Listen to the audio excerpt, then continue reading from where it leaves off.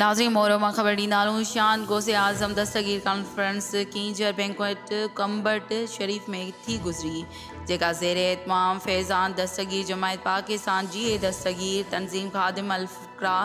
पीर सैयद मोहम्मद तारिक अली शाह जीलानी कादरी ऐं पीर सैयद इमरान अहमद शाह जीलानी कादरी दरगाह गौसिया गंबट शरीफ क़ाइदो बानी जी दस्तगीर तंज़ीम पाकिस्तान जी मुनक़द कई वई, जंहिंमें उलमा इकराम मशाइख वॾे तइदाद में शिरकत कई। बलख़सूस दरगाह गौसिया गंबट शरीफ जे शहज़ादगान शिरकत कई। मेहमान ख़ास डॉक्टर पीर सैयद मज़हर अली शाह जीलानी कादरी, पीर सैयद अज़हर अली शाह जीलानी, पीर सैयद सज्जाद अली शाह जीलानी, पीर सैयद एजाज़ अली शाह जीलानी, पीर सैयद ज़ुल्फ़िकार अली शाह जीलानी, पीर सैयद सालिह मोहम्मद शाह जीलानी, दरगाह गौसिया गंबट शरीफ पीर सैयद शुएब शाह जीलानी कादरी, दरगाह गौसिया रानीपुर शरीफ पीर सैयद शरफ़ुद्दीन शाह बुखारी ऐं पीर सैयद शुहाबुद्दीन शाह बुखारी, अहमदपुर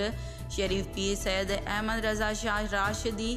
पीर सैयद मोहम्मद मुराद अली शाह राशिदी, दरगाह पीर जो ॻोठ मियाँ शहज़ोर फारूकी, दरगाह हज़रत सच्चो सरमस्त मियाँ असदुल्ला कादरी, दरगाह लोड़ो शरीफ मुफ्ती इब्राहिम कादरी, सखर सूफ़ी मोहम्मद रफ़ीक कादरी, तिखो भांडो मौलाना अब्दुल हफीज़ कादरी, मौलाना मोहम्मद अनवर कादरी, मौलाना मोहम्मद यकूब कादरी, मौलाना ताज मोहम्मद कादरी, मौलाना यास कादरी, मौलाना अतार रसूल कादरी, मारूफ नादख्वा तुफ़ैल अहमद कादरी, गुलाम नबी कादरी जैकमाबाद ऐं कसीर तइदाद में दस्तगीर बादशाह पीर जे मुरीदनि शिरकत कई।